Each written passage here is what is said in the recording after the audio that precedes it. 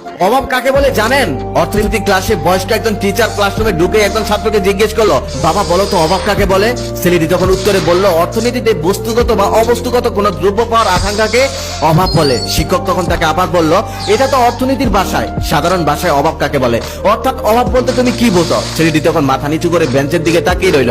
শিক্ষক তখন তাকে আবার জিজ্ঞেস করলো। ছাত্রটি এবার বলতে শুরু করলো, স্যার আমার বাবার টাকা নেই বলে আত্মীয় স্বজনরা আমার খোঁজ নেয় না, এমনকি ঈদের দিনেও না। এই যে গরিব হওয়ার কারণে আত্মীয় স্বজনরা আমাদের খোঁজ নেয় না, এটাও একটা অভাব। আমি মধ্যবিত্ত করে ছেলে বলে আমার তেমন কোনো বন্ধু নেই, যদিও দুই একজন আছে, তবে তারা কখনোই আমাকে মূল্য দেয় না, এটাও আমার অভাব। সেই ছোটবেলা থেকে হাজারো স্বপ্ন দেখেছি, কিছুদিন স্বপ্ন দেখার পর আবার সেই স্বপ্নগুলো বুকের মধ্যেই চাপা দিয়ে রেখেছি, টাকার অভাবে কখনোই পূরণ করতে পারিনি, এটাও একটা অভাব। এই তো আজকে কলেজে আসার সময় মায়ের কাছে গাড়ি ভাড়া চাওয়ার সময় মা কয়েক জায়গা তন্ন তন্ন করে খুঁজে 20টি টাকা আমাকে দিল। আমি যখন বাড়ি থেকে বের হলাম তখনই আমার মনে পড়লো মা সকালে বলছিল তার নাকি জ্বর, কিন্তু ওষুধ কেনার টাকা নেই। তারপর আমি ওষুধ কিনে মাকে দিয়ে আসলাম। মা তখন আমাকে জিজ্ঞেস করলো, কিরে কলেজে যাবি না? তখন আমি মাকে বললাম, হ্যাঁ যাবো, আমার এক বন্ধু বাইক নিয়ে অপেক্ষা করছে, ওর বাইকে যাব, তাই তোমাকে ওষুধটা কিনে দিয়ে গেলাম। এই যে 10 টাকার জন্য পুরো রাস্তা হেঁটে এসেছি, আবার 10 টাকার জন্য পুরো রাস্তা হেঁটেই বাড়িতে যাব।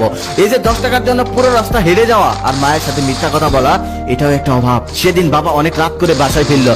বাসায় ফেরার পর মা জিজ্ঞেস করলো, এত রাত হলো কেন? বাবা তখন বলল, ওভারটাইম করেছি। মা তখন বলল, 2 দিন ওভারটাইম না করলে হয় না?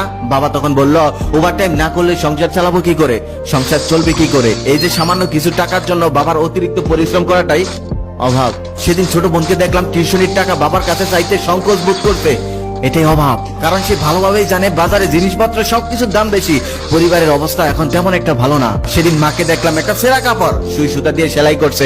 আমি তখন মাকে বললাম, মা কাপড়টা তো ছিঁড়ে গেছে, এই কাপড়টা ফেলে দিতে পারো না? মা তখন বলতেছে, কি বলিস, এই কাপড়টা তো এখনো ভালোই আছে, একটু ছিঁড়ে গেছে, শুধু সেলাই করে নিলেই তো হয়ে যাবে। এই যে ছেঁড়া কাপড়টাকেও মা ভালো কাপড় বলছে, এটাও আমাদের অভাব। বন্ধু বান্ধবের দামি স্মার্টফোনের বেড়ে আমার সামান্য একটি বাটন ফোন ইউজ করতে হয়, বন্ধু বান্ধবের সামনে এটা বের করতে পায় না, বের করলে হাসাহাসি করে, এমনকি কল আসলেও দূরে গিয়ে কলটা রিসিভ করতে হয়, এটাই আমার অভাব। ছেলেটির কথা শুনে পুরো ক্লাস থমথম হয়ে গেল, সবার চোখে জল। সত্যি আমাদের সহপাঠীদের মধ্যে এমন অনেক ছেলে মেয়ে আছে যারা অনেকদিন চেয়েও পরিবারের থেকে সামান্য কিছু টাকা পায় না, বছরের পর বছর নিজের স্বপ্নগুলো বুকের মধ্যে চাপা দিয়ে রাখতে হয়, তবুও তারা অন্তরে কষ্ট চেপে রেখে সবার সাথে হাসি খুশি দিন কাটায়।